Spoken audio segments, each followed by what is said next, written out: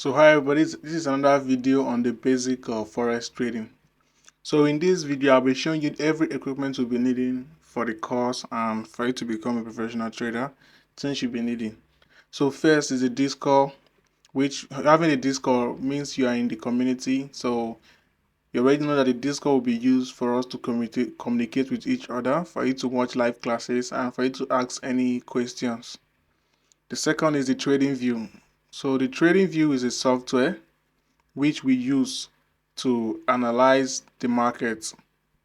So I'll be registering an account using my mobile phone now. Okay, this is my TradingView app. So I'll be clicking on the TradingView app now.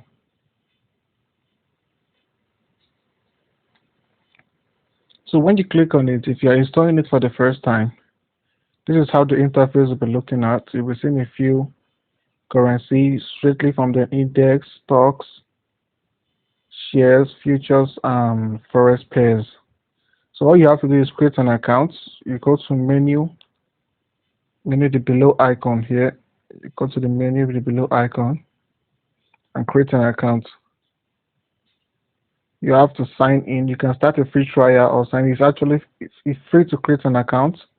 You can use the free basic. So I'll be using a Google Play account to create an account in this tutorial. Account to create a TradingView account. So that's how it is simple to create a TradingView account. Now, personally, you wouldn't be allowed to create a personal watch list till you subscribe to a premium member. You can see if I try to go, you see you have to supply. Okay, you can either do a free trial, but I'm not sure the free trial will work currently now in Nigeria. I think Nigeria have been banned from using free trial, but you can use the red flag to create your own personal watch list because you can't create a watch list till you subscribe, but you can use the red flag and create your own personal watch list. So let me add, you add a symbol. So adding a symbol, you just need to click in the currency pair you want to add to your watch list. So first I'll be adding Hero USD. It's a personal currency that I trade all the time. So Hero USD. So now this is very important because you can see there are many types of Hero USD here.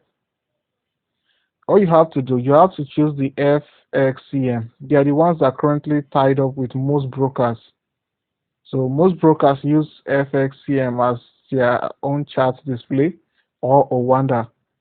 Those are the most two popular ones you can use. You can either use Owanda or you use FXCM. But me personally, I use FXCM as my personal chart view because they are always, let me just say, they are very similar to every chart that you'll be going to because most of them are a bit different from price differences. So I use FXCM. So you click on FXCM and it will be added to the chart. So you click the plus button. You make sure you click the plus button. This is something, it's a new features they added. You must click the plus button before it adds to your chart. So you click the plus button and you can see Hero USD have been added to your chart. You also have to click back and Hero USD have been added to your chart. You can, let me add another currency pair to show you again. Once you create your account, you have access to do all this. So I'll be adding a GBP currency, GBP USD. Okay, FXCM.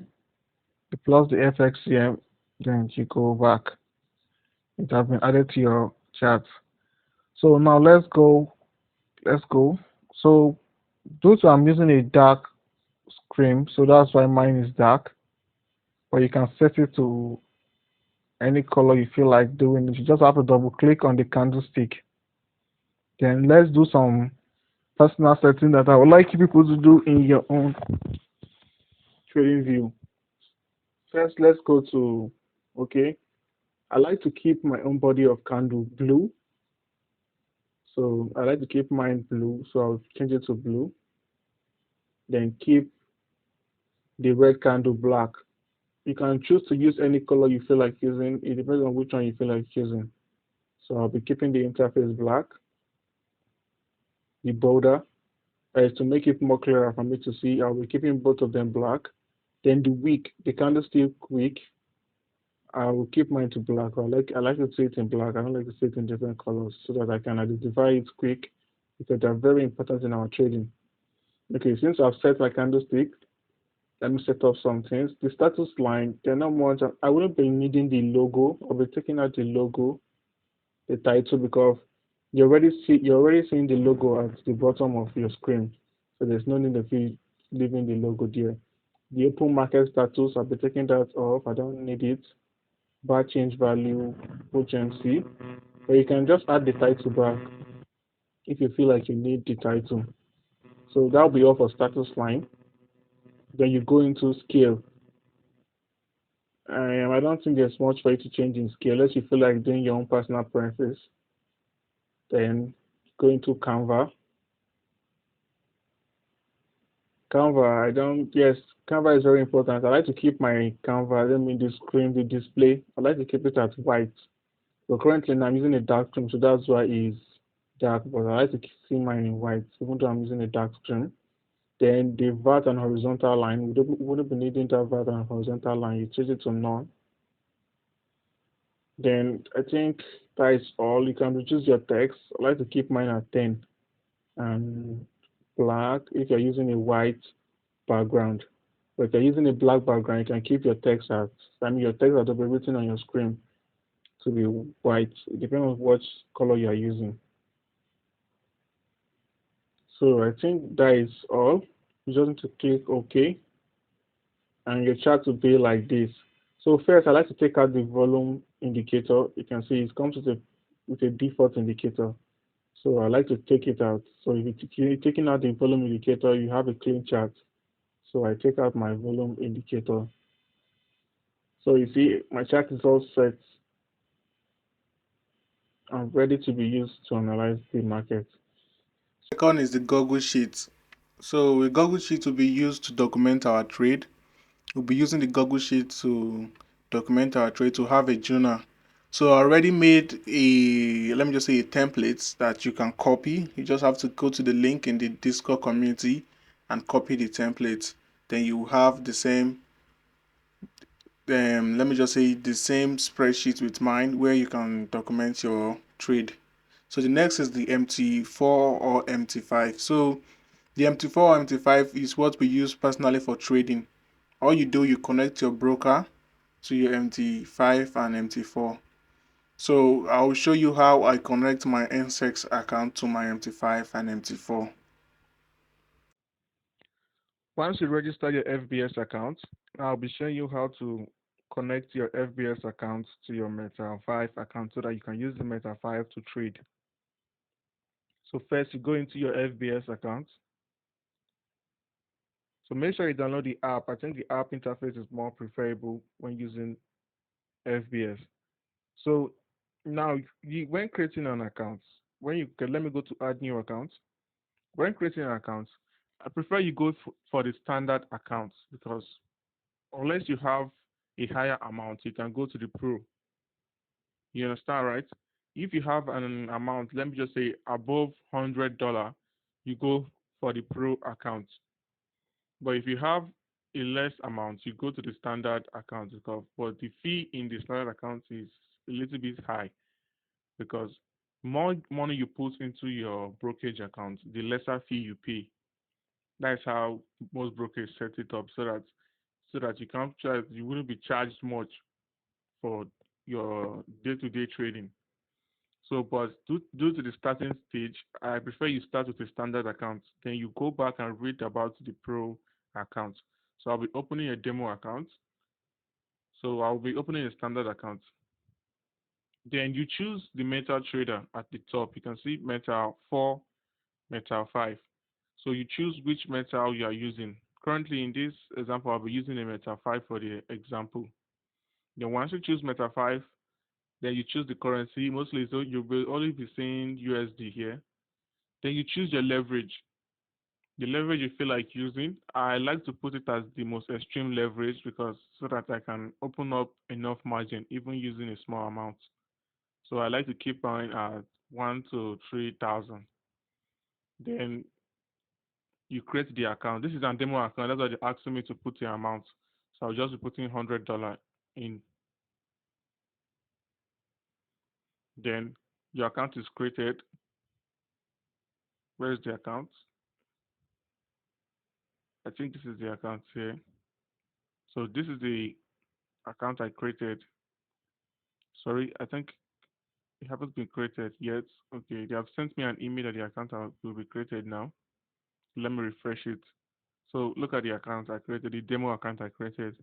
So now it's how to link this demo account to your Meta 5 account. So you click to generate new password because you need to generate new password because every time you log in your account to any MetaTrader, you need to generate new password to log in to a new MetaTrader. So you click to generate password, then you generate.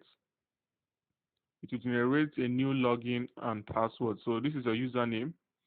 First, you look at the server, which server your account is using. Then you copy the server, go to your Meta 5. Once you go to your Meta 5, then you place in the server to make sure your server is the same with the account server. Because if the server is not the same with the account server, it wouldn't log in. It will be showing authorization fee. So you click to manage accounts. When you click to manage accounts, you click to the plus button at the top. Then you paste the server. So this is the server of the account. Then you click to the server. Then you go and copy the login and the password to paste in. Now you copy the login. You put in the login. Now you go back and copy and paste the password.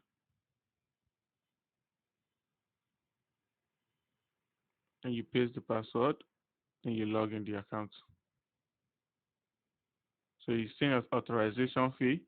There must have been a mistake when I'm using the account. So, okay, I did a mistake using a real account server. I should have changed it to a demo account server. So you just go do the same process again. So you click to the FBS server and change it to demo. So you see, I did a mistake in the server. The server here is FBS demo, so I did a mistake and put in FBS real. So that's why this showed authorization field. So copy the login again. You can see FBS demo. That's the server. Then you log in. So once you click it, it will log in and take you to your trading interface. So it's still connecting. Okay. Now it have logged in. So you can see the account now have moved to this area. All you have to do is go to your codes. So when you go to your codes, this is the currency. This is where you add your currency that you want to place your trade on. So let me go to Europe USD. When you clicked on it, you see new order, chart, and properties. So you click on new order if you want to place a trade. So now here comes to the types of order you can see in your Meta 5 account. I will explain it exactly. So first it's been set at market execution. We'll start from market execution.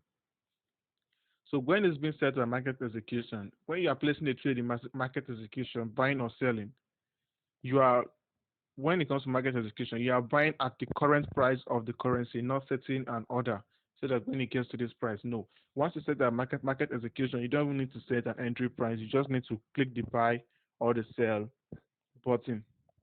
That is how market execution works. It is executed at the current market price. So next is buy limit.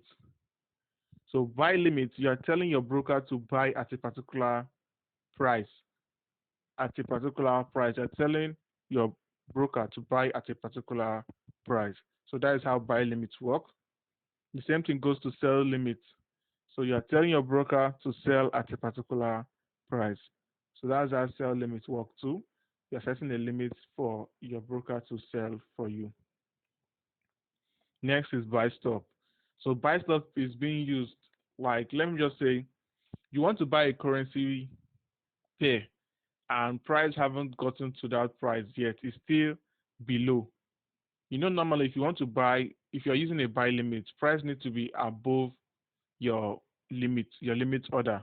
But when price is below your limit order, you use a buy stop. So that's the use of buy stop. When price, so it stops the buy order when it gets to that area. So when price is below your limit order, you use a buy stop. The same thing goes to sell stop. When price is above your sell order, you use a sell stop. So that's the use of buy stop and sell stop. So there is a buy stop limit too. The same thing goes to market execution. So the other two were used for market execution. For buy stop limits, it tells you when you want to start your buy stop limits. Same thing to sell stop limits is the same thing where you want to start your sell stop limits. So not currently we use the most one I mostly use is buy limit, sell limit, and market execution. Those are the primary ones I use. But explaining it all, I think is more better. Now, when you go down, you see an area where you see a number. You can see I'm cleaning up the number. So this is where you set your lot size. The lot size you want to use to enter the trade. This is where you set your lot size. So if you are using one lot size, you just click to one lot size.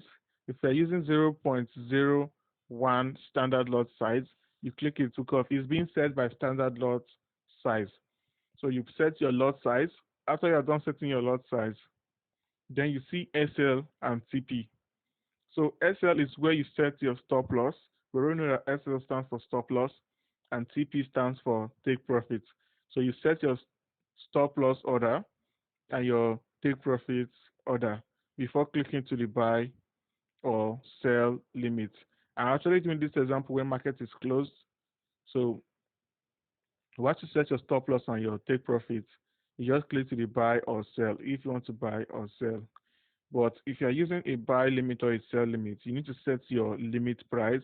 So you set your limit price, set your stop loss, set your TP, then place the order.